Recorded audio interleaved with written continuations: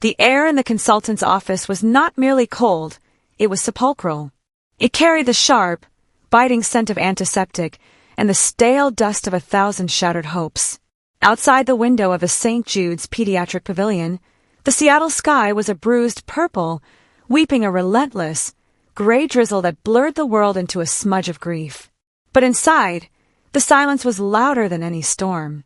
It was a heavy, suffocating shroud that pressed against Isabella's lungs, making every breath feel like she was inhaling crushed glass. Isabella sat on the edge of the hard, plastic chair, her knuckles white as she clutched 2-year-old Felix to her chest. He was a small, fragile weight, a beautiful constellation of soft curls and milk-scented skin. He was sleeping, his long eyelashes casting tiny shadows on his pale cheeks, oblivious to the fact that his universe had just been set on fire. Isabella's eyes were fixed on his legs. They hung from her arms, limp and swaying slightly with her tremors, like the broken wings of a bird that would never again know the sky. "The tests are conclusive, Mrs. Vance," Dr. Sterling said, his voice a low, practiced drone of professional empathy. He didn't look up from the tablet in his hands. Perhaps he couldn't bear to see the light dying in another mother's eyes. The neurodegenerative strike was aggressive. The damage to the spinal cord is extensive. We call it a permanent motor neuron collapse. In simpler terms, Felix will never walk. He is paralyzed from the waist down. For life. The word life echoed in the small room, sounding like a prison sentence. Isabella felt a sudden, violent lurch in her stomach. The walls seemed to tilt, the fluorescent lights flickering like dying stars. She waited for the world to stop, for the sun to fall from the sky, for something, anything, to acknowledge the magnitude of this horror. But the clock on the wall simply continued its rhythmic, heartless ticking. Tick, tick, tick, counting down the seconds of a life that had been broken before it had truly begun. "There must be something," Isabella whispered, her voice a ragged thread. "Surgery? Therapy in Europe? I'll work 3 jobs, Dr. Sterling. I'll give him my own spine if I have to. Just, please don't tell me this is how his story ends." The doctor finally looked up, and in his gaze, Isabella saw only the cold, hard wall of medical reality. "We can manage the pain. We can offer braces to prevent scoliosis. But the nerves are silent, Isabella. And they will remain silent." Isabella turned her head, searching for the one person who was supposed to be her anchor in this drowning sea. David was standing by the window, his back to her. He hadn't touched her since they entered the room. He hadn't reached out to stroke Felix's hair or offer a hand for Isabella to hold. He stood like a statue carved from ice, his silhouette sharp and distant against the backdrop of the weeping city. "David," she breathed, a plea for him to wake up from this nightmare with her. He didn't move. His reflection in the glass was a stranger's face, dark, brooding, and filled with a terrifying, simmering resentment. When he finally spoke, his voice didn't crack. It didn't tremble with the agony of a grieving father. It was as cold and sharp as a scalpel. "He's a defect, Isabella." The words didn't just hurt, they eviscerated. Isabella flinched as if he had struck her across the face. "How can you say that? David, he's our son. He's our baby boy. Look at him." David suddenly spun around, his eyes wild with a sudden, dark fire. He pointed a trembling finger at the sleeping child. "I wanted a son who would play varsity football. I wanted a son who would carry my name with pride, who would run through the backyard and grow into a man I could be proud of. And now I'm tethered to a broken toy, a lifetime of bills, wheelchairs, and pitying looks from the neighbors. You heard the doctor. He's a burden, a permanent, heavy, broken burden. He is a human being." Isabella screamed, the sound tearing from her throat like a physical wound. She stood up, shielding Felix with her entire body. "He is your blood, David. He has your eyes. He has your laugh. How can you look at his soul and only see a medical bill?" David didn't answer. He simply looked at her with a chilling, vacant stare, the look of a man who had already decided that he was done with this life. He grabbed his coat from the rack, the leather creaking in the silence. "I can't do this, Isabella," he said, his voice dropping to a terrifyingly calm whisper. "I didn't sign up for a broken life. I'm a man of status. I have a future. I won't let a mistake like this drag me into the dirt." He walked out of the office without another word, the heavy door clicking shut behind him with a finality that sounded like a coffin being nailed shut. Isabella sank back into the chair, her legs giving way. She buried her face in Felix's neck, the warmth of his skin the only thing keeping her from shattering into a million jagged pieces. The journey home was a blur of rain-slicked streets and the hollow ache in her chest. The apartment, once filled with the dreams of a young family, now felt like a haunted house. Every corner held a memory that had been poisoned. The tiny pair of sneakers by the door, the colorful playmat in the corner, the photos of David and Isabella on their wedding day, smiling with a hope that now felt like a cruel joke. David was already home when she arrived, but he wasn't in the living room. He was in their bedroom. Isabella stood in the doorway, her heart stopping as she saw the scene before her. His large suitcase was open on the bed. He was moving with a frantic, mechanical precision, tossing his designer shirts and silk ties into the bag. He didn't even look up as she entered. "David, what are you doing?" she asked, though the answer was already screaming in her mind. "I'm going to stay at the club for a few days," he lied, his voice flat. "I need space to think. I can't be around the noise." Isabella watched him, the man she had loved since college, the man she had promised her life to. She saw the way his eyes avoided the nursery door. She saw the way he gripped his perfume bottle, the one Vanessa, his secretary, had suggested he buy last month. Isabella had suppressed her suspicions for months, wanting to believe in their love. But in the harsh light of their son's tragedy, the truth was as clear as a fresh wound. He wasn't just leaving for a few days. He was leaving the broken version of his life behind. She walked into the nursery and placed Felix gently into his crib. The room was bathed in the soft, blue glow of a nightlight. Felix stirred, his small hands grasping at the air before settling back into sleep. Isabella stood over him, her tears falling onto the railing of the crib. She felt so small, so alone. The weight of the world was resting entirely on her shoulders, and she could feel her bones cracking under the pressure. From the hallway, she heard the sound of a heavy zipper. Then, the front door opened. "Isabella," David's voice called out, but it didn't sound like him. It sounded like a ghost. "I'll send some money when I can." The door closed. The lock clicked. Isabella stayed in the dark, her hand resting on Felix's back, feeling the rhythmic rise and fall of his chest. It was the only sound in the apartment. The silence David had left behind was vast and terrifying, a yawning abyss that threatened to swallow her whole. She began to hum. It was a low, trembling melody, a lullaby her mother used to sing back in the small town where the sun always felt warmer. "Hush, little baby, don't you cry. Mama's gonna catch every tear from your eye." Her voice broke, a sob catching in her throat, but she forced herself to continue. She whispered the words into the dark, a promise made in the ruins of her life. She didn't know how she would pay the rent. She didn't know how she would afford the medicine. She didn't know that David was, at that very moment, stepping into Vanessa's car, leaving his defective son for a life of neon lights and easy smiles. She only knew one thing. "I will never leave you, Felix," she whispered, leaning down to kiss his forehead. "If the world turns its back on you, I will be your world. If you cannot walk, I will be your legs. We will find a way. I promise." Outside, the Seattle rain turned into a downpour, washing away the footprints of the man who had abandoned them. In the silence of the nursery, a mother's love began to harden into something else, something unbreakable, something forged in fire. The weight of silence was heavy, but Isabella Vance was beginning to realize that she was stronger than the silence could ever be. The heavens did not merely weep that Thursday evening, they screamed. A torrential, predatory rain lashed against the thin, single-pane windows of their cramped Seattle apartment, the droplets hitting the glass like 1,000 accusing fingers. Inside, the air was thick with the suffocating scent of damp wool and the metallic tang of fear. The dim yellow light of the overhead bulb flickered, casting long, distorted shadows that danced like demons across the peeling wallpaper.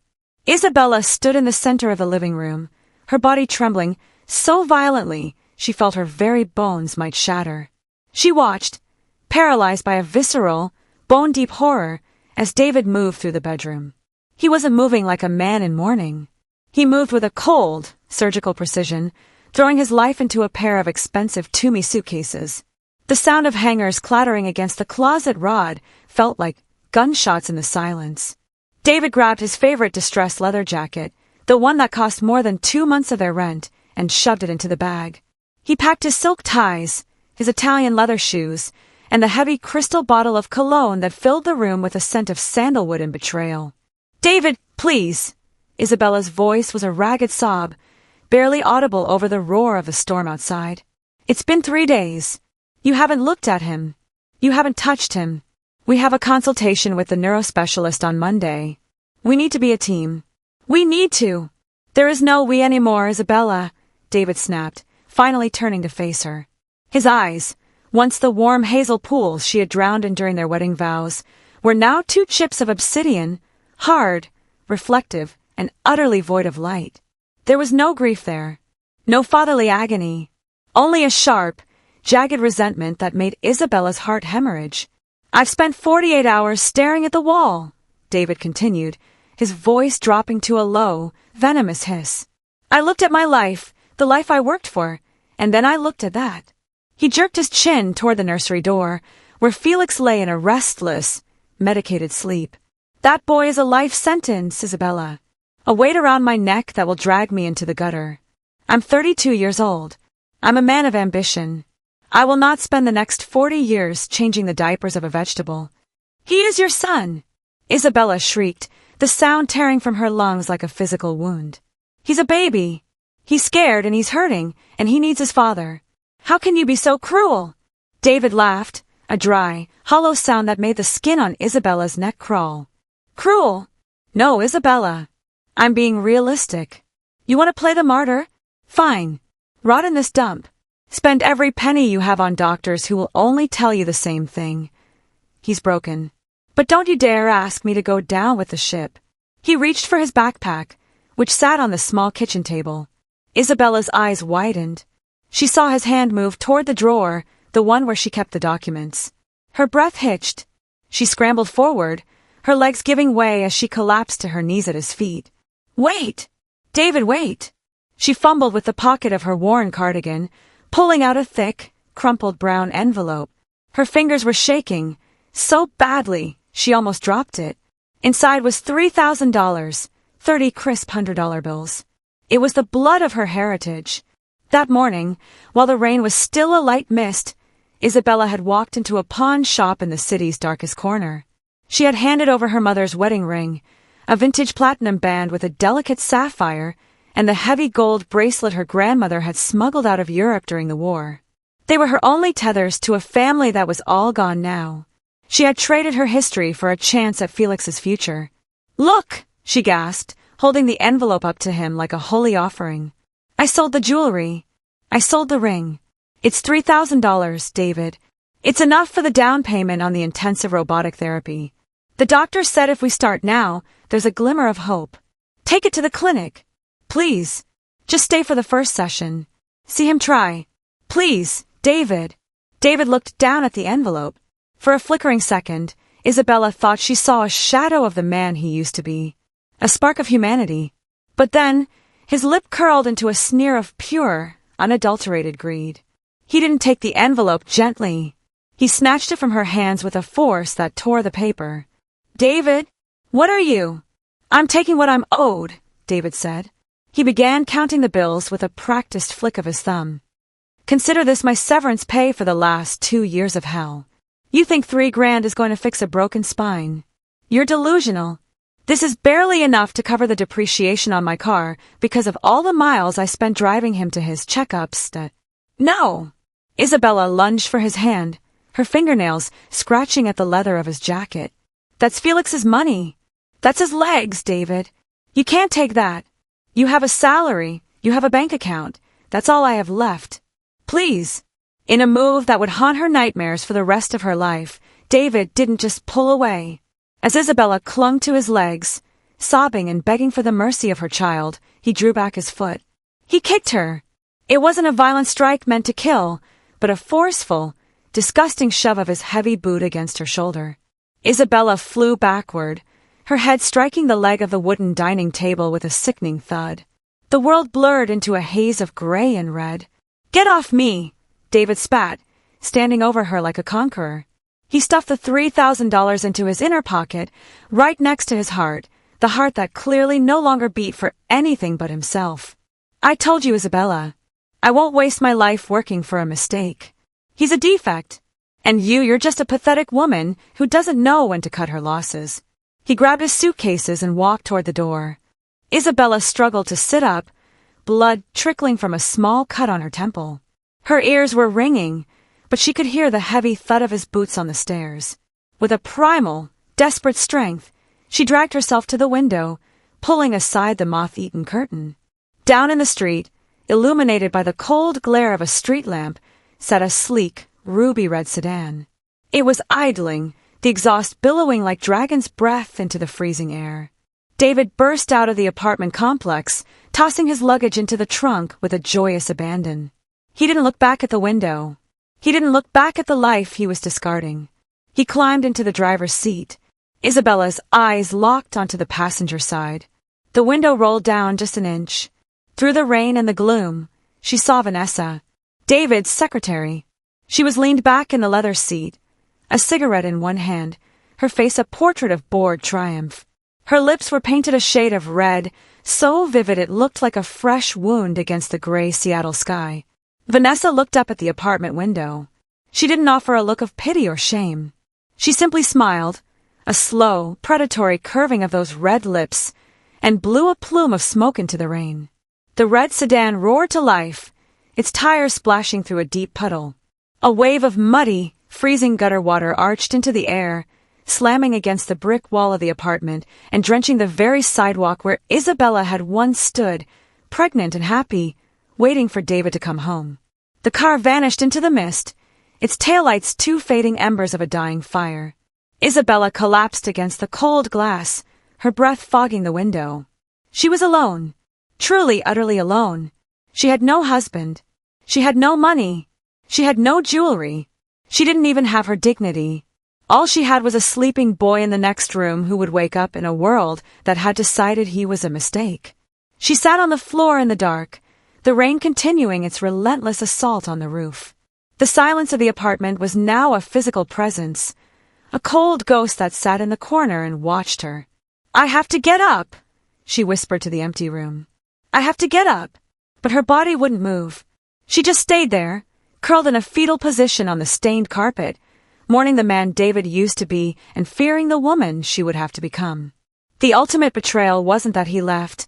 It was that he took the only light they had left and extinguished it, leaving her to find her way through the darkness with nothing but her own broken heart. The eviction notice was pinned to the door like a jagged white flag of surrender, its cold, bureaucratic font mocking the warmth that had once lived within those four walls.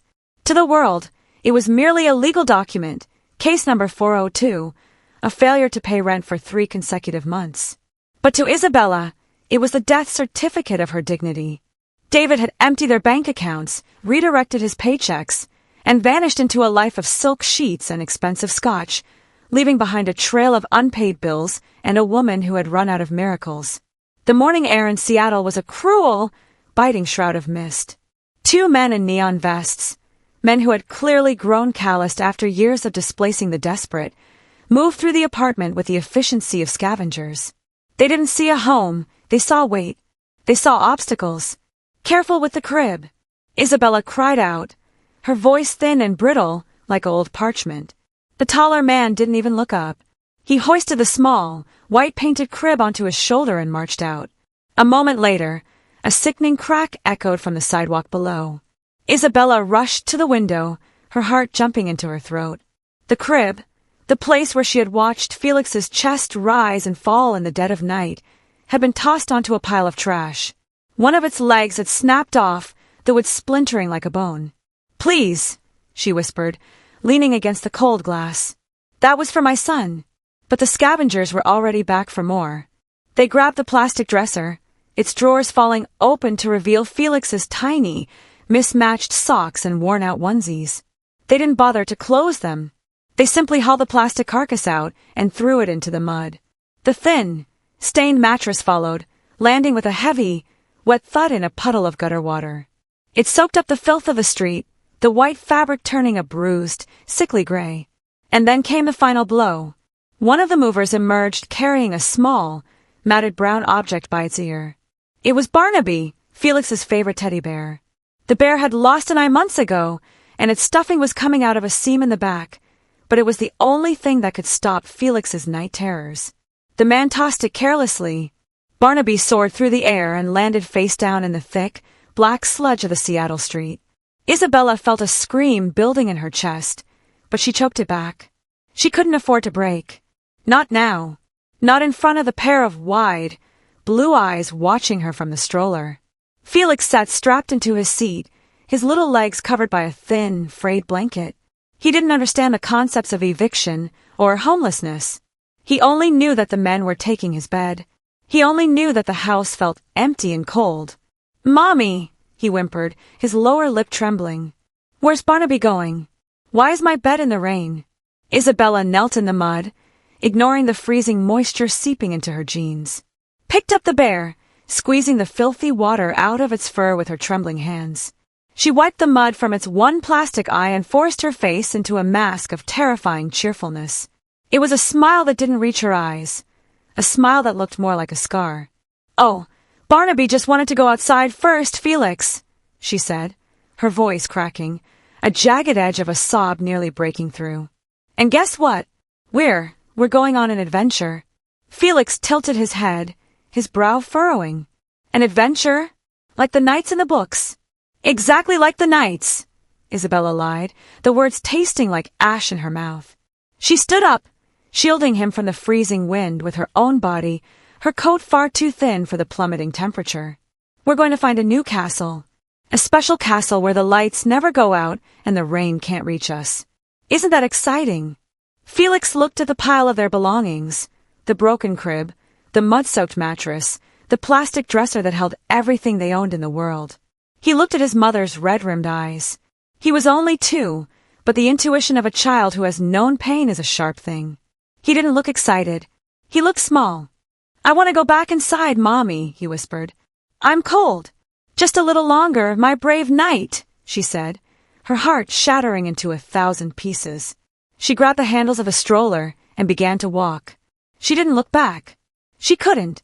If she looked back at the apartment where she had once believed in forever, she would collapse on the sidewalk and never get up again. The walk felt like an eternity.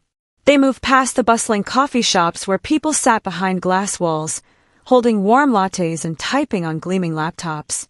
Isabella walked past them, a ghost in a city of the living. She saw her reflection in a store window, a haggard woman with matted hair, pushing a child whose legs would never carry him, carrying a trash bag filled with the remnants of a life. People looked away as she passed. They looked at their phones, their watches, their shoes, anything to avoid looking at the raw, pulsating wound of her poverty. By the time they reached the south end, the mist had turned into a freezing drizzle. Isabella's hands were numb, the skin raw from gripping the stroller. Her feet were soaked, her cheap sneakers offering no protection against the icy puddles. Finally, the spire of St. Jude's Community Church rose through the gray fog. It wasn't a castle. It was a looming, Gothic structure of dark stone and peeling paint.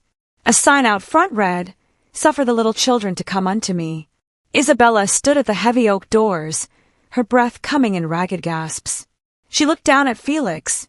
He had fallen into a fitful sleep, his head lolling to the side, his hand still clutching the damp, muddy teddy bear. He looked so fragile, so undeserving of this. She knocked. The sound was hollow, swallowed by the roar of the wind. After a long minute, the door creaked open. An elderly woman with a weary but kind face looked out. She saw the stroller, the trash bag, and the desperate, hollowed-out look in Isabella's eyes. She didn't need to ask. "We have one cot left in the women's ward," the woman said softly. "But the heater is temperamental, and we turn the lights off at 8. "Thank you," Isabella whispered, her voice finally failing her. "Please, just a roof. For him." The woman stepped aside. Isabella pushed the stroller into the dimly lit hallway. The air inside smelled of bleach, old floor wax, and the heavy, stagnant scent of too many people living in too small a space. It was the smell of collective despair. They were led to a corner of a large room, filled with rows of metal cots. There were other mothers there, women with empty eyes and crying infants. Isabella moved to her assigned cot. She lifted Felix from the stroller, his body limp and heavy. She laid him down on the thin, scratchy wool blanket, tucking Barnaby under his arm. She sat on the edge of the cot, her legs finally giving out. She looked at her hands. They were covered in the mud from the street, the ashes of her former life. She had no money. She had no home. She had no husband. She had nothing but the rhythmic, quiet breathing of the boy beside her. As the lights flickered and dimmed, signaling the end of the day, Isabella leaned over and whispered into Felix's ear, a silent vow made in the heart of the abyss. The adventure has just started, Felix. I will find a way. I will burn the world down if I have to, just to keep you warm. You are not a mistake. You are my everything. That night, beneath the flickering neon sign of the Jesus Saves mission across the street, Isabella advanced in sleep. She sat in the dark, her eyes wide and burning, listening to the symphony of coughs and quiet sobs that filled the shelter. She was a mother who had lost her world, but in the ashes a new, terrifying resolve was beginning to glow. David had taken their gold, but he had left her with something far more dangerous, a reason to survive. The kitchen of Buck's 24-hour grill was a chaotic, sweltering purgatory, a place where dreams went to be boiled, scrubbed, and discarded into the grease trap. It was a subterranean world of white tiles stained yellow by decades of nicotine and rancid fat, dominated by the rhythmic, mechanical roar of the industrial dishwasher, a beast that breathed steam and spat out scalding, chemical-laden water. For Isabella, the dish pit was her station in hell. She stood for 12 hours a day, her feet throbbing in cheap, waterlogged sneakers that had long since lost their tread. Above her, the line cooks screamed orders, their voices sharp as the knives they wielded, but Isabella remained silent. She was a ghost at the bottom of the food chain. Her world was a relentless mountain of ceramic and stainless steel, plates caked in dried egg yolk, ramekins filled with congealed gravy, and heavy cast-iron skillets that felt like lead weights in her trembling hands. The water was always too hot, a punishing temperature designed to cut through grease, but which instead seemed to melt the very layers of her humanity. Isabella looked down at her hands. They were no longer the hands of the woman David had once called delicate. Those hands had played the piano. Those hands had carefully embroidered baby blankets. These new hands were terrifying. They were raw, angry things, the skin puckered and bleached white by the corrosive strength of industrial-grade detergents. Deep, jagged cracks had formed around her knuckles, weeping crimson lines that stung like 1,000 wasps every time they touched the soapy water. Blisters, some the size of quarters, had risen on her palms, only to burst and harden into thick, ugly calluses. "Please," she whispered, her lips moving in a silent, desperate rhythm, the dishwasher's prayer. "Please, just 1 more hour. Just 10 more plates. For Felix. For his milk. For the rent. Vance.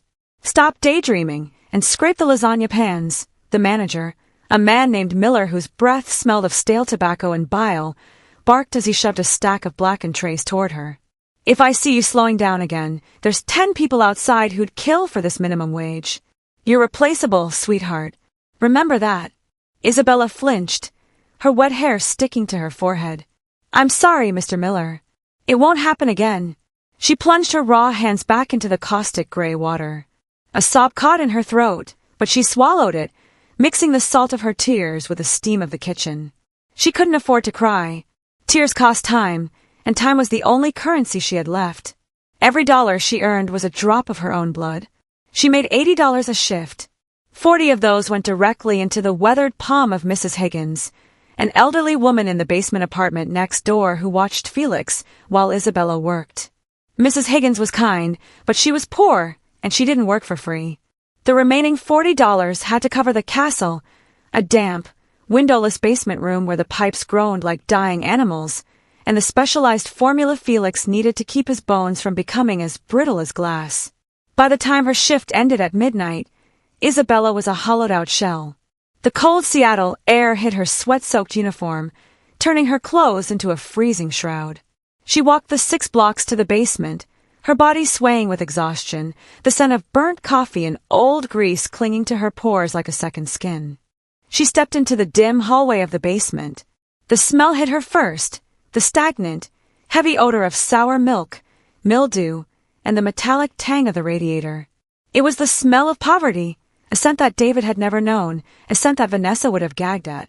"He was an angel tonight, dear," Mrs. Higgins whispered as she slipped out of the room, clutching the crumpled bills Isabella handed her. Didn't say a word, just sat there on the floor. "He's a quiet one, isn't he?" Isabella nodded weakly. "Thank you, Mrs. Higgins. See you at 6 a.m. She closed the heavy wooden door and leaned against it, her eyes closed. The room was silent, save for the hum of the refrigerator. She walked over to the corner where a single, bare light bulb dangled from the ceiling. Felix was not in his bed. Panic flared in her chest for a heartbeat until she saw him.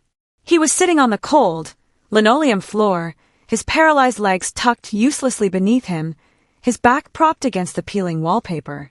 He was bathed in the dim, yellow glow, his face a portrait of such intense concentration that he didn't even notice her enter. "Felix? Baby, why are you on the floor?" "It's cold," Isabella said, her voice raspy from the kitchen steam. Felix didn't look up. His small, pale hand was moving across the floor. He wasn't playing with the wooden blocks Mrs. Higgins had brought him. He wasn't holding his one-eyed bear. He was drawing in the dust.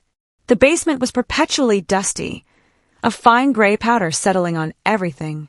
Felix had cleared a large square of the floor, and with a single, steady finger, he was tracing patterns. Isabella moved closer, her breath hitching in her throat. They weren't the scribbles of a 2-year-old. They weren't stick figures or messy suns.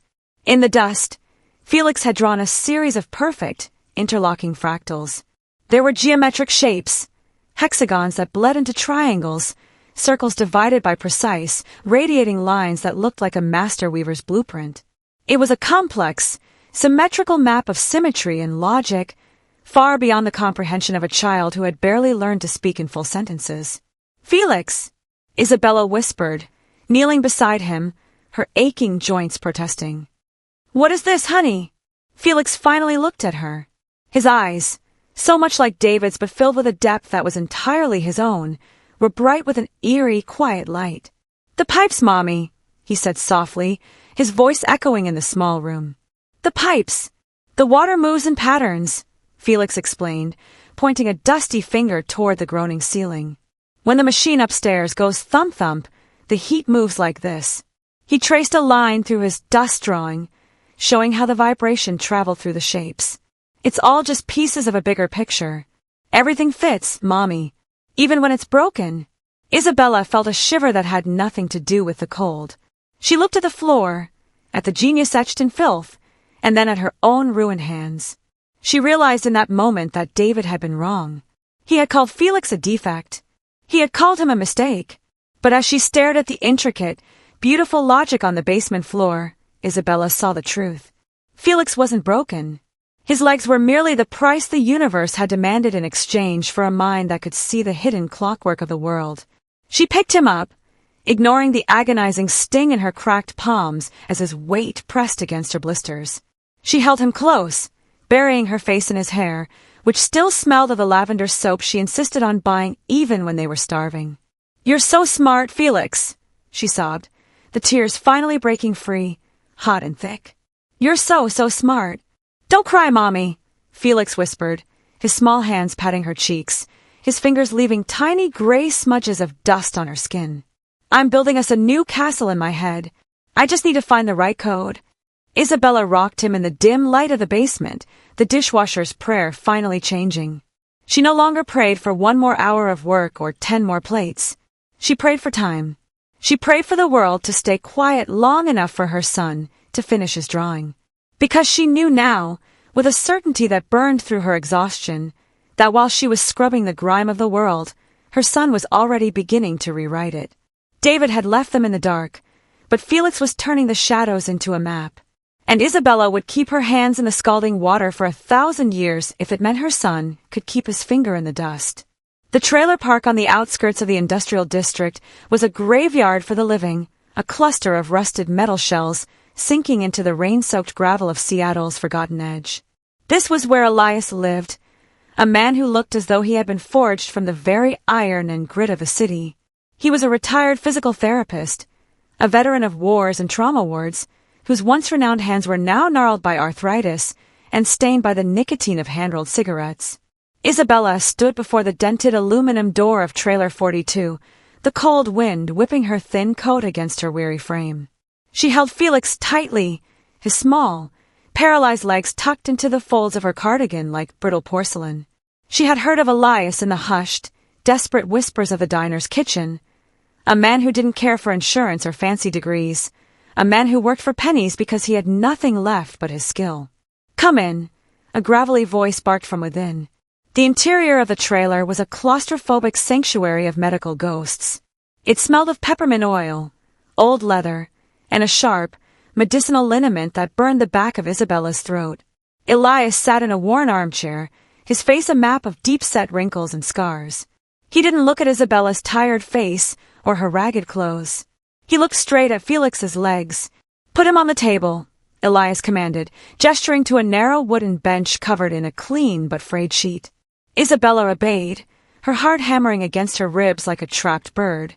As she laid Felix down, the boy looked up at her with wide, trusting eyes that still believed his mother could protect him from anything. "He's only 2, Isabella whispered, her voice trembling. "The doctor said it's hopeless. They said the nerves are dead." Elias stood up, his joints popping with every movement. He approached the table and wrapped his massive, calloused hands around Felix's tiny, pale ankles. "Doctors look at charts.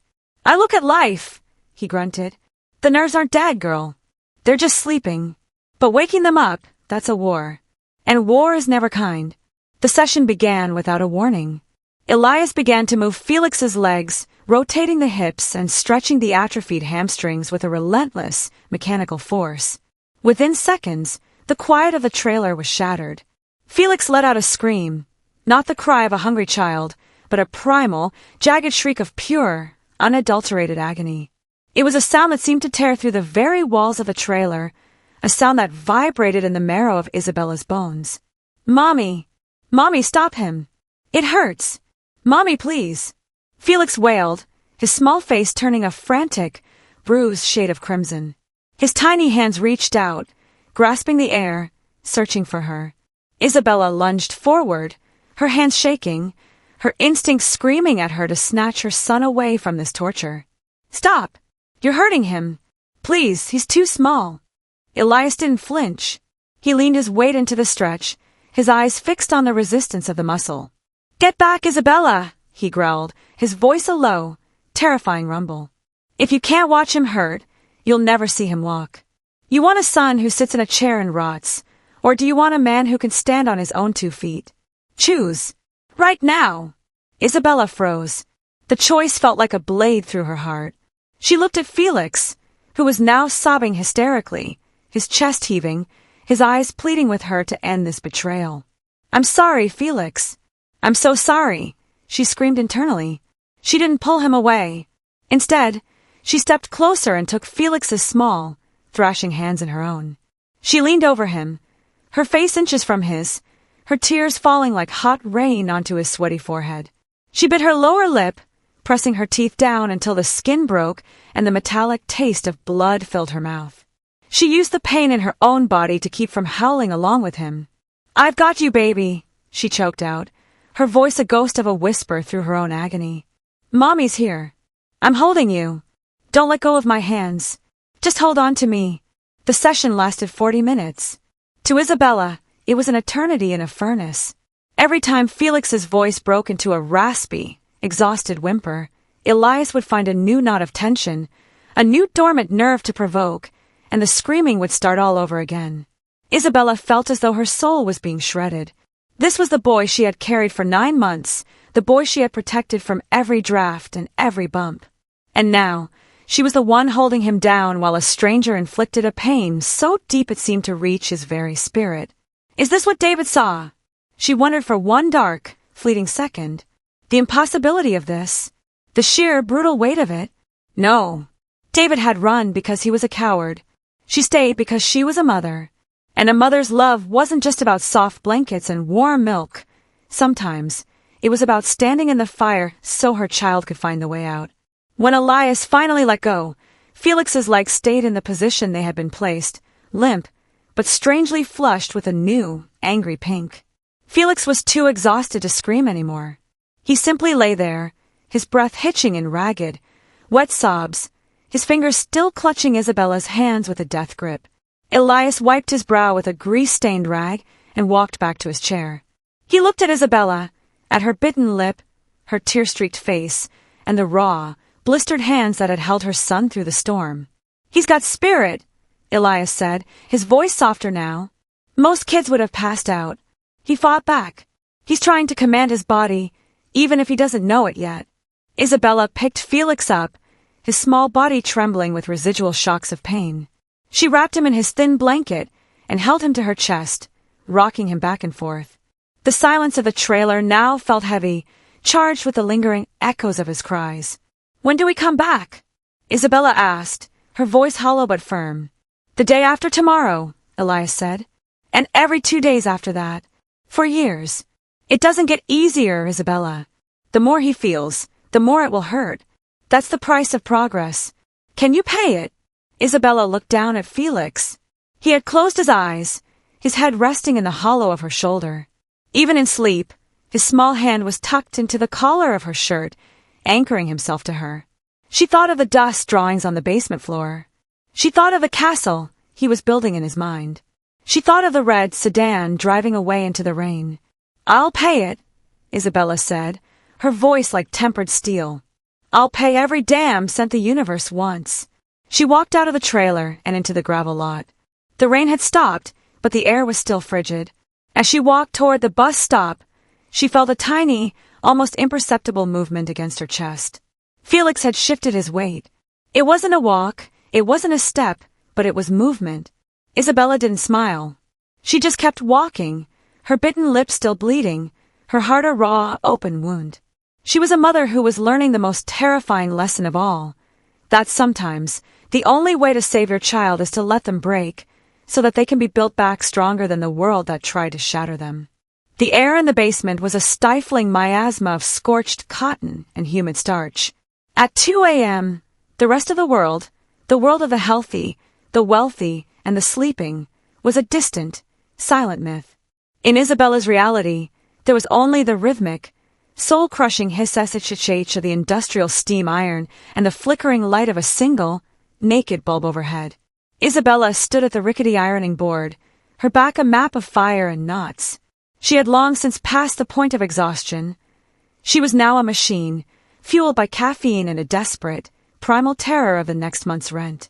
Her hands, once ruined by dishwasher caustic, were now perpetually red from the steam, the skin thin and translucent like parchment. She spent her days at the diner, and her nights pressing the silk shirts and crisp linens of people who lived in the sunlight, people who had never known the scent of a damp basement. In the corner, sitting on a pile of frayed blankets, 4-year-old Felix was a silent sentinel. He didn't play with trucks. He didn't ask for bedtime stories. His legs, though thicker now from 2 years of Elias's brutal physical therapy, still lay before him like heavy, uncooperative weights. But while his lower body remained a prisoner of gravity, his eyes, those haunting, luminous eyes, were locked onto a glowing rectangle in his lap.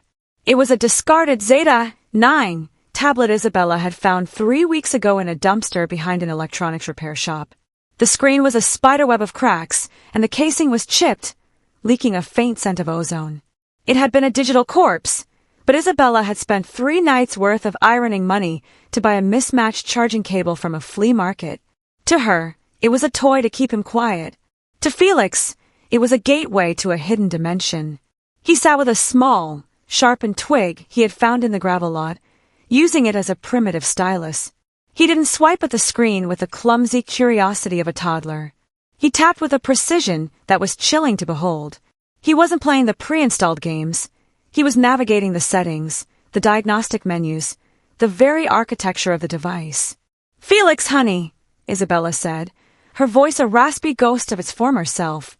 She wiped a bead of sweat from her lip with the back of her wrist. "You should be sleeping. We have to go to Elias's at 8. Felix didn't blink.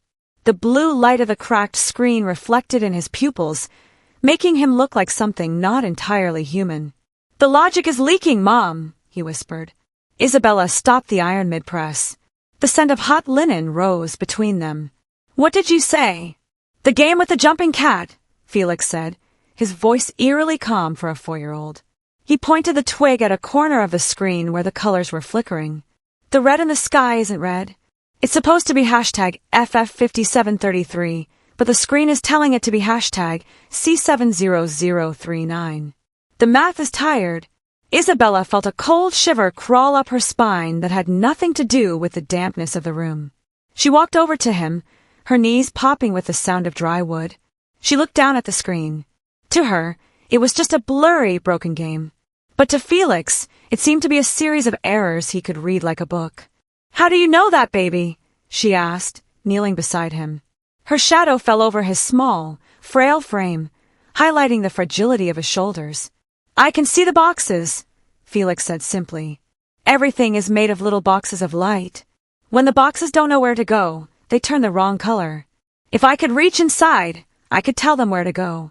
He looked up at her then, and Isabella felt her heart physically ache in her chest. His face was so small, his skin so pale from the lack of sun, but his gaze was ancient. It was the look of a being that saw the world in its rawest, most fundamental form. David had called him a defect. He had called him a broken toy. He had looked at Felix's legs and seen a failure of his own genetics. But David had been blind. He had looked at the casing and ignored the diamond inside. Isabella realized then that the universe had performed a cruel, divine trade.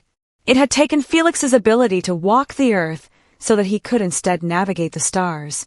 He was a god trapped in a broken, basement-dwelling vessel. "The colors are wrong," Felix repeated, a single tear of frustration tracing a path through the dust on his cheek.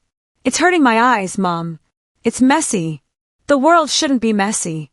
Isabella pulled him into her lap, her arms, aching from the weight of 1,000 iron shirts, wrapping around him like a fortress. She smelled the starch on her skin and the ozone on his tablet. She felt the heavy, motionless weight of his legs against her thighs. "I know, baby," she sobbed into his hair. "I know. The world is very messy." She looked at the iron, still steaming on the board. She looked at the piles of laundry that represented hours more of toil. She looked at the cracked tablet. In that moment, the exhaustion didn't matter. The raw hands didn't matter. The betrayal of a father who was probably at that moment laughing in a brightly lit bar didn't matter. If Felix could see the math of the world, she would make sure he had the tools to rewrite it. "I'm going to save up, Felix," she whispered, her voice hardening into a vow. "I'm going to get you a real computer. One that isn't broken. One where you can make the sky whatever color you want." Felix leaned back against her, his small hand reaching up to touch the red, scarred skin of her palm. He didn't say thank you. He didn't need to. He just looked at her palm as if he were analyzing the damage, the hex code for her pain. "I'll fix your hands too, Mom," he said softly. "One day, I'll build a machine that does the ironing for you. I'll make the math work for us." Isabella wept then, quiet, racking sobs that shook her thin frame. She wept for the tragedy of his genius, for the beauty of his heart, and for the terrifying responsibility of protecting a diamond in a world that only saw dust. As the clock struck 3 a.m., the hiss of the iron resumed. Shahiss. Isabella Vance stood back at the board, her eyes burning, her back breaking. But she was no longer just a dishwasher or a laundress. She was the guardian of a light that the darkness could not comprehend. David had thrown away a son, but Isabella had found a king in a basement, and she would serve him until her very last breath. The diamond was shining, and for the first time in 4 years, Isabella wasn't afraid of the dark. Hunger is not a sharp pain. It is a slow, rhythmic erasure of the self. By the 3rd day of her fast, Isabella felt less like a woman and more like a hollowed-out specter haunting her own life. In the steaming purgatory of the diner's kitchen, the scent of sizzling bacon and buttery toast was no longer an invitation. It was a physical assault. Her stomach had stopped growling hours ago, settling instead into a cold, cavernous ache that made her dizzy every time she lifted a stack of heavy ceramic plates. She watched a customer leave a half-eaten Denver omelet on their table. For a fraction of a second, as she reached for the plate to scrape it into the bin, her hand trembled. Her pride, already battered and bruised, waged a silent, desperate war with the primal scream of her intestines. She looked at the glistening eggs, the grease-slicked ham. Then, she thought of Felix sitting in that damp basement, staring at a cracked tablet that was slowly dying. She scraped the food into the trash and turned the hot water on until the steam blinded her. "Not for me," she whispered, her voice a dry rattle. "Everything for him." That evening, Isabella sat on the edge of her metal cot, the basement air so cold she could see her own breath, tiny white ghosts dancing in the dim light. She reached under her pillow and pulled out a small, tattered velvet box. Inside lay the final remnant of Isabella Vance's former life, a single, tiny gold earring shaped like a teardrop, adorned with a microscopic pale pearl. It was her grandmother's. Its twin had been lost years ago in a move, but this solitary piece of gold was the last bridge she had to a world where she was loved, where she was Isabella the pianist, not Isabella the dishwasher. It was the last thing David hadn't found and sold for his own whims.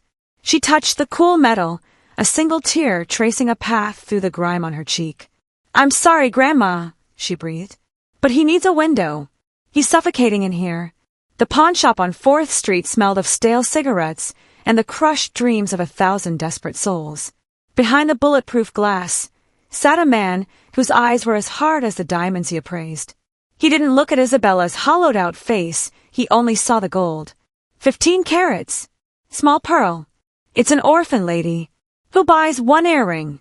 the man grunted, tossing the heirloom onto a velvet tray as if it were a piece of scrap copper. $60. Take it or leave it." "60. Isabella's voice cracked. The laptop in the window, the old ThinkPad. "You said it was 80.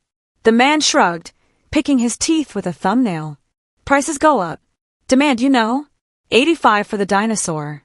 It's got a missing S key and the battery is shot. Best I can do." Isabella felt the world tilt. She needed $25 more. She looked down at her hands, the hands that had scrubbed 10,000 plates this week. She looked at her feet. And then, she looked at the thin, silver wedding band she still wore. Not out of love for David, but because it was a physical weight she used to remind herself of the debt she was owed by the universe. "And this?" she asked, sliding the silver band onto the counter. It was cheap. David had been stingy even then, but it was metal. The man squinted at it. $10 for the scrap. Total 70. "Still short, lady." Isabella felt a cold, jagged desperation rise in her throat. She reached into her pocket and pulled out her bus pass for the month. "This is worth $40. There are 3 weeks left on it. Take it. I'll walk. I'll walk every day. Just give me the machine." The man paused, looking at the bus pass, then at the single gold earring, and finally at the trembling, starving woman before him.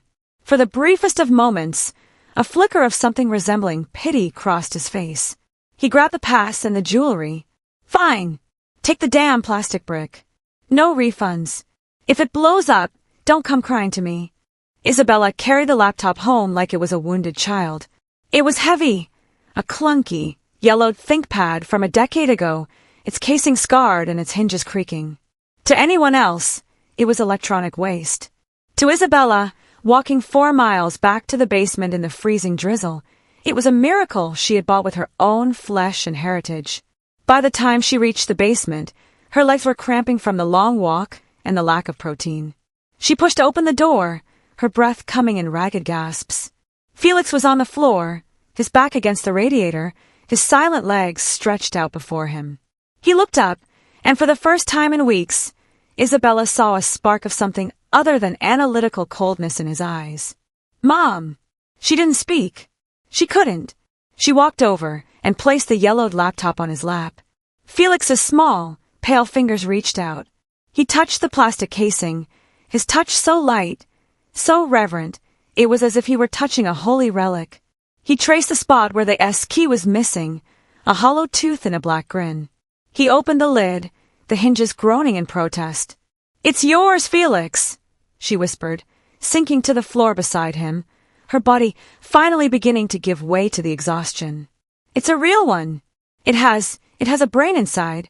She plugged it into the wall, the frayed cord sparking slightly. Felix pressed the power button.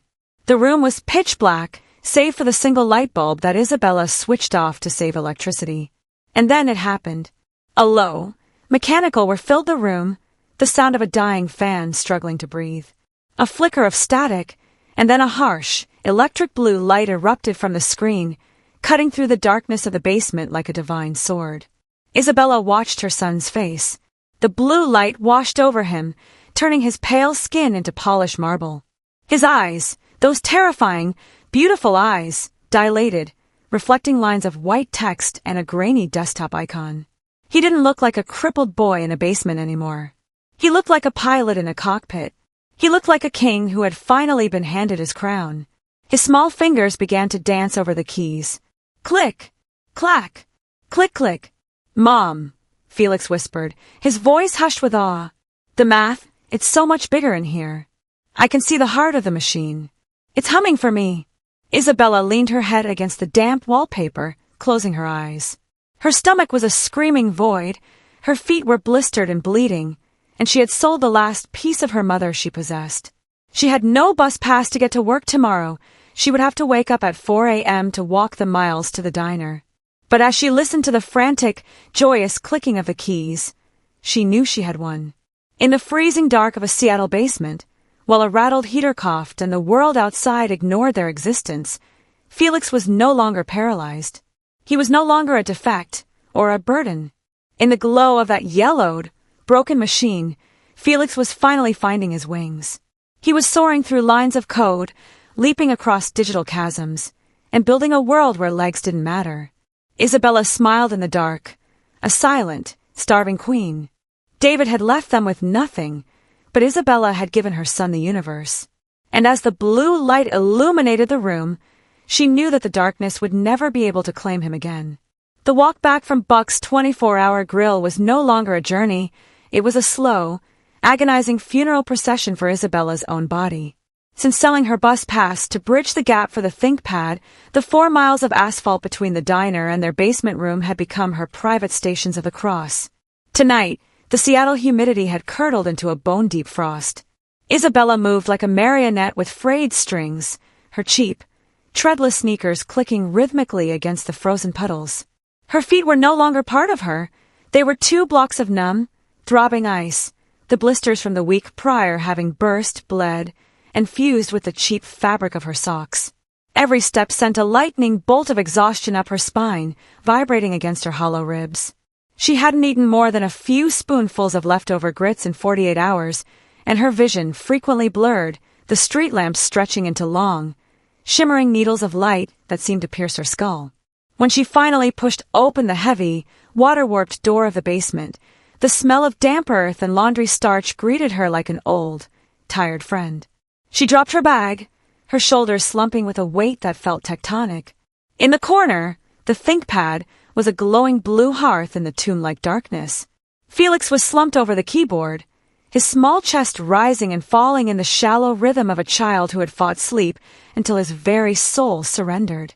He had been working on the boxes, what he had eventually learned to call pixel art. He had spent the last week painstakingly drawing a tiny, 16-bit forest, a single tree, a small flickering campfire, and a hero with a sword made of 8 silver squares. Isabella crawled onto the thin, scratchy mattress, her muscles screaming as she pulled a threadbare blanket over herself. She didn't even have the strength to wash the scent of old fryer grease from her skin. She closed her eyes, praying for the oblivion of sleep to swallow the ache in her bones. Ping! The sound was sharp, digital, and alien in the silence of the basement. It wasn't the groan of a pipe or the scuttle of a mouse. It was the sound of the world outside reaching into their grave. Felix bolted upright, as if he had been struck by a live wire. His eyes, bleary with sleep but instantly sharp, darted to the screen. "Mom!" His voice was a frantic whisper, a mix of terror and wonder. "Mom, wake up!" The machine, it made a noise. Isabella struggled to sit up, her head spinning. "What is it, baby? Is it broken?" "No," Felix breathed, his fingers trembling as they navigated the trackpad. He clicked on a browser window, his face illuminated by a sudden pop-up notification. He stared at the screen for a long beat, his mouth falling open. "Mom, look!" Isabella leaned in, her eyes straining to focus on the grainy display. There, in a small box on a site called Pixel Hive, was a notification that felt like a sunburst in the dark. Sale confirmed. Heroic Forest Asset Pack price. $3 buyer. J_Miller 88, Ontario, Canada. $3, Isabella whispered, the words feeling heavy and strange on her tongue. Someone bought it, Mom, Felix said, his voice rising, cracked with an emotion he didn't fully understand. Someone in Canada. That's far away, right? Past the mountains. Someone who doesn't know we live in a basement. Someone who doesn't know my legs don't work. They just saw my fire in my tree, and they thought it was worth $3. He turned to her, and Isabella saw something in his eyes she hadn't seen since the day the doctor spoke the word paralysis. It was pride. Not the cold, arrogant pride David carried, but a fragile, shimmering dignity. Felix began to cry. Not the jagged, agonizing screams of his therapy sessions with Elias, but quiet, hot tears that carved clean tracks through the dust on his cheeks. He leaned into Isabella's chest, clutching the hem of her grease-stained uniform. Isabella pulled him close, her own tears finally breaking through the dam of her exhaustion. They sat on that thin, stained mattress, two ghosts in a windowless room, sobbing over the price of a gallon of milk. $3. In the grand scheme of the world, it was nothing. It was a change dropped into a jar at a checkout counter. It was a tip David would have tossed onto a bar top without a second thought. But to Isabella, those $3 were the most valuable currency in the universe. Because David hadn't touched them. David had stolen the $3,000 of her heritage, the money meant for Felix's life, and used it to fund his betrayal. He had left them with zero. He had left them with the stigma of being broken and defects. But these $3, they were clean. They were born of Felix's mind, forged in the blue light of a discarded machine, and earned through the sheer, defiant brilliance of a boy the world had tried to erase. They think I'm good, Mom, Felix sobbed into her neck. They think I'm a real artist. You are, Felix, Isabella gasped, her heart swelling with a pain that was finally, for once, not rooted in grief. You are the best of us. For the first time in 6 years, the weight of the world lifted. It didn't vanish. It was still there. The rent was still due. Her feet were still bleeding, and the pipes were still groaning, but it shifted. It lifted just a millimeter, enough for a sliver of light to reach them. Isabella looked at her ruined, scarred hands, then at the glowing screen. She realized that while she had been walking miles to buy them time, Felix had been building a bridge to carry them out. He was no longer just a burden she was protecting. He was becoming her partner in a war they were finally starting to win. Tomorrow, Isabella whispered, wiping his eyes with her thumb, we're going to the grocery store, and we're going to buy the good milk, the one in the glass bottle. Because you earned it, Felix. You're a provider now. Felix nodded, a small, weary smile touching his lips. He leaned back against the radiator, his hand resting on the yellowed plastic of the laptop. The blue light continued to hum, a digital lullaby that promised a tomorrow where they weren't just surviving.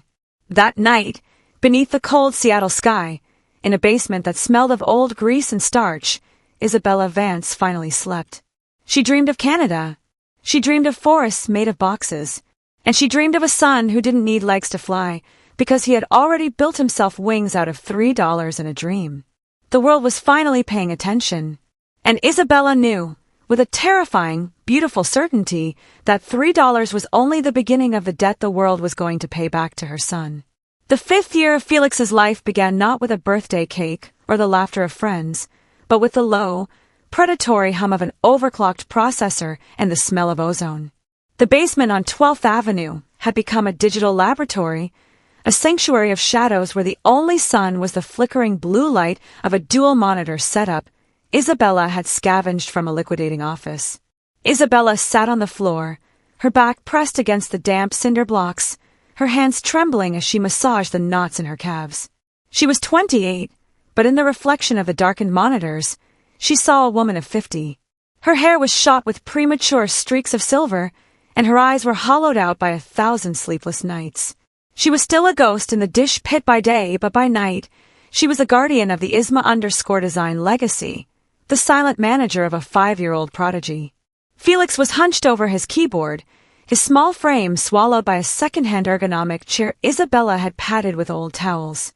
He was working on his first heavy contract, a $500 project for a London-based studio to design the logic for a complex gravity-defying puzzle.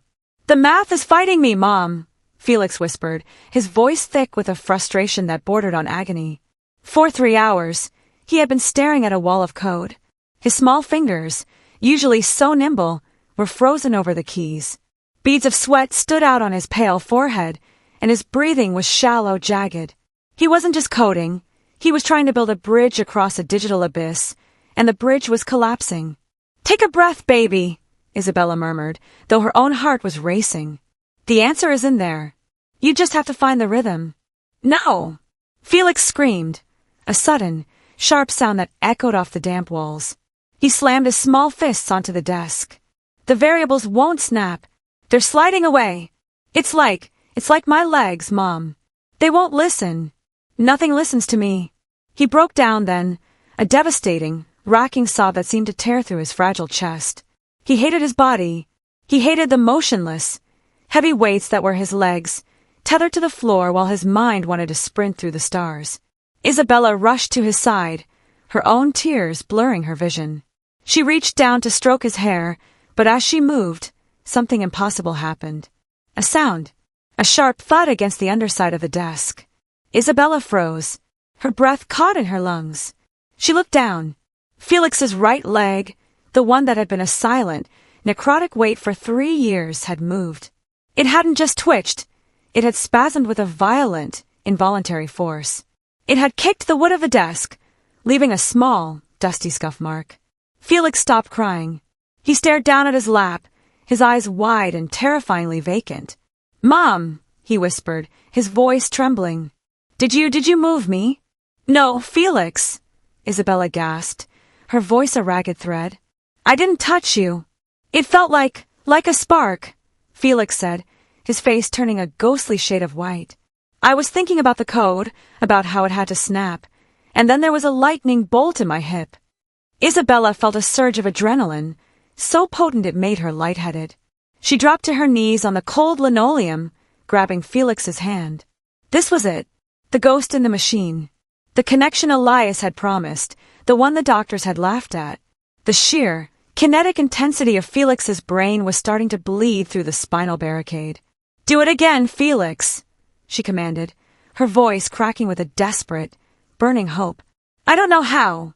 "Yes, you do. Forget your legs. Focus on the code. Think about that variable, the one that's stuck. Visualize it snapping into place. Push your mind into the logic, Felix. Push until it breaks." Felix closed his eyes.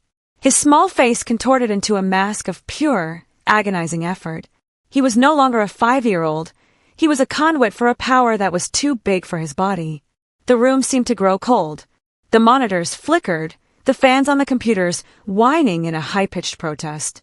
Isabella watched his leg. She didn't breathe. She didn't blink. The silence in the basement was absolute, save for the thumping of her own heart. "Move," she prayed. "Move, damn you.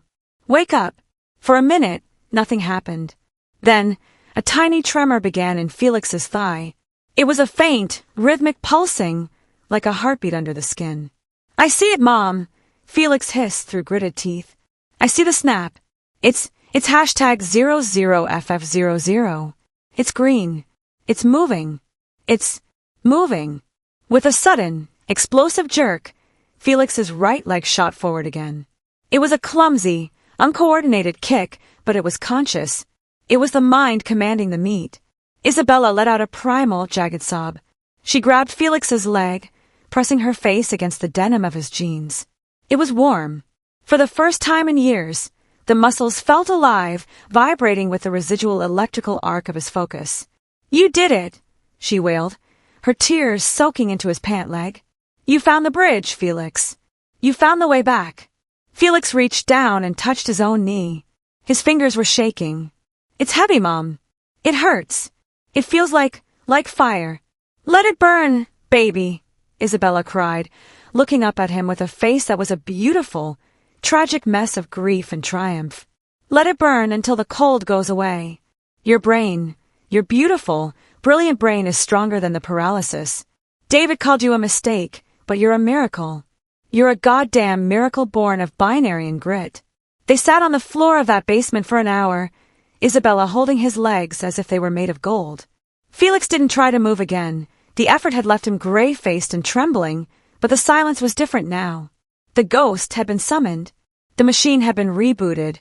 David had left them to rot in the dark, believing that a son who couldn't walk was a son who couldn't win. But as Isabella looked at the London contract on the screen and the scuff mark on the desk, she realized that the war had changed. Felix wasn't just going to walk. He was going to conquer.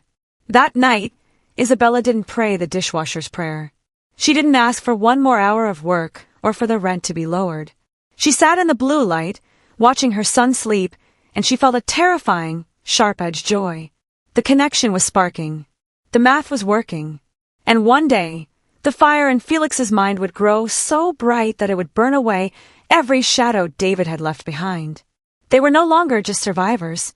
They were a motherboard coming to life in the ruins of a life, and the world, especially David, had no idea what was coming. "Sleep, my king," Isabella whispered, kissing his forehead. "Tomorrow, we learn to walk through the fire." The sunlight in the new apartment on Capitol Hill didn't just illuminate the room. It felt like a holy intrusion. After 5 years of breathing the stagnant, gray breath of a basement, the scent of fresh pine and the crisp, salted air of the Pacific Northwest felt almost too sharp, too clean for lungs that had grown accustomed to the rot. It was a modest 2-bedroom unit, a palace by Isabella's standards, with white walls that didn't sweat, and a floor that didn't hum with the vibrations of a landlord's heavy footsteps. Isabella stood at the kitchen island, her hands, the hands that had been scalded by 1,000 greasy plates, clutching a ceramic mug of steaming Earl Grey. The blisters had long since faded into smooth, silvery scars, a map of her penance etched into her palms. She was 29 now, but her reflection in the polished chrome of the toaster showed a woman whose eyes were ancient, filled with the strategic coldness of a general. She was no longer Isabella the dishwasher. She was the architect, the negotiator, the invisible hand behind ISMA_design. "The German firm wants the source code for the lighting engine by Friday, Felix," Isabella said, her voice steady and professional, yet layered with a mother's tenderness. "They've offered another 10,000 euros for the exclusivity rights. I told them 12, and they didn't blink." Felix, now 7 years old, didn't look up from his workstation. He sat in a state-of-the-art chair that supported his spine like a carbon fiber exoskeleton. 3 monitors bathed his face in a flickering, ethereal violet. He looked healthier. His cheeks were no longer the color of basement dust, and his hair was thick and dark, tucked behind his ears as he navigated a labyrinth of C++ and Python. 12 is fair, Mom," Felix murmured, his voice beginning to lose its childish lilt, replaced by a quiet, focused gravity. "The logic in that engine is flawless. It'll save them 6 months of development time. Tell them the build will be in the encrypted Dropbox by midnight." It was a secret empire, built on a foundation of binary and blood. To the tech titans in Berlin, Tokyo, and San Francisco, ISMA_design was a brilliant, reclusive savant, perhaps a team of veterans from a defunct powerhouse. They had no idea their lead architect was a 7-year-old boy who still had a stuffed bear named Barnaby tucked beside his bed. They had no idea his manager was a woman who still flinched at the sound of a heavy door slamming, a reflex left over from the day her life was stolen. Isabella walked toward the center of the living room. There, bolted into the hardwood floor, was a structure that looked more like a torture device than a piece of furniture. It was a pair of parallel bars, 10 feet long, constructed from heavy-duty PVC pipes she had bought and assembled herself. They were scarred with teeth marks and scratches, evidence of the war that was fought here every single afternoon. "Time for the bars, Felix," she said. The atmosphere in the room shifted instantly. The violet glow of the screens felt cold and clinical. Felix's fingers hesitated over the keyboard for a fraction of a second, a rare sign of dread before he sighed. "I'm almost at the break point, Mom. Just 5 more minutes." "The break point can wait." "Your nerves won't," Isabella said, her voice firm. This was the spicy part of their new life, the part that still tasted like the salt of her tears. Isabella moved to his side and performed a practiced, rhythmic maneuver. She lifted him from the chair, her muscles strong and taut from years of manual labor. Despite his physical progress, his legs still felt heavy, dead weight that defied the brilliance of his mind. She carried him to the bars and lowered his feet until they touched the floor. Felix gripped the white plastic pipes with a white-knuckled intensity. His brow furrowed, a deep, jagged line of concentration forming between his eyes. He looked like a man 100 years old, carrying the weight of the world on his small shoulders. "Command them, Felix," Isabella whispered, standing just inches behind him, her hands hovering near his waist, ready to catch him if the earth decided to reclaim him. "Don't look at the floor. Look at the wall. Tell the spark to go down. Force the ghost to wake up." Felix let out a low, guttural grunt of effort. His face turned a bruised, frantic shade of red. A bead of sweat rolled down his temple and fell onto the floor, a single drop of salt in the ocean of his struggle. His right leg trembled. It was a violent, rhythmic shaking, the muscles jumping beneath his skin like trapped animals. With a jagged, agonizing motion, he swung the leg forward. Thud! It was a step. Clumsy. Mechanical. Useless to the untrained eye, but to Isabella it was a symphony. "Again," she urged, her heart hammering against her ribs. "It hurts, Mom," Felix hissed through gritted teeth. "It feels like needles in my hips. The needles mean you're alive." Isabella's voice rose, sharp and demanding. "Pain is information, Felix. The math is just different. Process it. Bridge the gap." Felix took another step. His left leg dragged, the foot catching on the floor, but he forced it through. He was panting now, his breath coming in ragged, wet gasps. He looked as if he were trying to lift a mountain with a thread. This was the price of their empire. While other children his age were running through parks and scraping their knees on playgrounds, Felix Vance was performing a daily exorcism on his own body. Every step was a rejection of the defect David had seen. Every inch of movement was a middle finger to the man who had left them to rot. After 10 minutes, Felix's strength gave out. His arms buckled, and he began to slide. Isabella caught him instantly, her arms wrapping around his chest, pulling him into her heart. He was shaking, his shirt soaked with sweat, his small body vibrating with the residual electrical shock of the effort. "I hate them," Felix whispered into her neck, his voice broken. "I hate my legs, Mom. Why won't they just work? Why do I have to fight for what everyone else gets for free?" Isabella pulled him tighter, the scent of his sweat mixing with the faint lavender of the laundry detergent David would never know. She felt a familiar, jagged hole opening in her chest, the grief that never truly left, only changed shape. "Because the things you fight for are the only things that truly belong to you, Felix," she said, her voice thick with unshed tears. "The world gave David everything for free, and look what it made him. A hollow, rotting man. You are being forged in fire. And fire makes you unbreakable."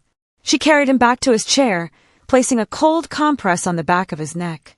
Within minutes, the architect was back. His fingers returned to the keys, his mind retreating into the safe, logical beauty of the code, leaving the broken meat of his body behind. Isabella watched him, a silent sentinel in the sunlit room. Their bank account was growing. Their names were being whispered in the corridors of power. Their basement was a nightmare they had woken up from. But the secret remained. The fear that the world would find out, that David might find out, clung to her like a shadow. She looked at her hands, then at her son, then at the parallel bars. They were building a fortress, but Isabella knew that the walls were made of glass. "Mom!" Felix called out, not looking away from the screen. "I just saw a ping on the firewall. Someone tried to trace the ISMA_design server back to this IP." Isabella's blood turned to ice. "Did they get through?" "No. I bounced them through a dozen relays in Russia and Singapore. They're chasing a ghost." Felix paused, his eyes narrowing as he watched a string of data scrolling by. "But they were persistent. They aren't looking for code. They're looking for us." Isabella walked to the window and looked down at the street. A sleek, red sedan, not the one David had, but one just like it, was idling at the curb. Her heart skipped a beat, a cold, sharp-edged dread slicing through her gut. The secret empire was flourishing, but the vultures were starting to circle. And Isabella Vance knew that the time for hiding was slowly coming to an end. She had spent 7 years building a god. Now, she would have to decide if she was ready to let him burn the world down. "Keep the firewalls up, Felix," she said, her voice dropping to a whisper. "The world isn't ready for you yet, and they're certainly not ready for me." It was a Tuesday, a day so profoundly ordinary that it should have been forgotten before the sun had even set. The Seattle sky was the color of a wet slate, a bruised and weary gray that offered neither the drama of a storm nor the hope of a sunrise. Inside the Capitol Hill apartment, the air was warm, smelling faintly of the rosemary and lemon Isabella was using for dinner, a far cry from the sour milk and basement rot that had defined their lives for so long. Isabella stood at the stove, her silhouette framed by the golden afternoon light that managed to bleed through the clouds. She moved with a grace born of survival, though her back still carried the phantom ache of 1,000 iron shirts. She was searing chicken, the rhythmic sizzle a domestic lullaby. For a moment, she allowed herself to breathe, to forget the firewalls, the contracts, and the shadow of David that always seemed to linger at the edge of her vision. Then, the silence of the apartment was shattered. Thud. It wasn't a loud sound. It wasn't the crash of glass, or the roar of an engine. It was a soft, heavy impact, the sound of weight meeting floor. But to Isabella's ears, sensitized by 7 years of listening for a child's struggle, it sounded like a tectonic plate shifting. It sounded like the world breaking. "Felix!" she called out, her heart instantly leaping into her throat. She dropped the tongs, the metal clattering against the stovetop, and ran toward the living room. "Felix! Are you okay?" She rounded the corner, her breath hitching in her chest, prepared to find him crumpled on the floor, his pride wounded and his body bruised. She was ready to lift him, to soothe him, to tell him that failure was just another line of code to be rewritten. But she didn't find him on the floor. Isabella froze in the doorway, her hands flying to her mouth to stifle a cry that was half prayer, half shriek. There, in the center of the room, far from the safety of his ergonomic chair and the support of his PVC parallel bars, stood Felix. He was standing. He wasn't leaning against the wall. He wasn't clutching a piece of furniture. He was upright, his small, 7-year-old frame trembling like a reed in a hurricane, but his feet were planted firmly on the hardwood floor. He looked taller, impossibly tall. The violet light from his monitors behind him cast a halo around his head, making him look like a young saint forged in neon. "Felix!" Isabella whispered, her voice a fragile, breaking thread. "Oh, got baby.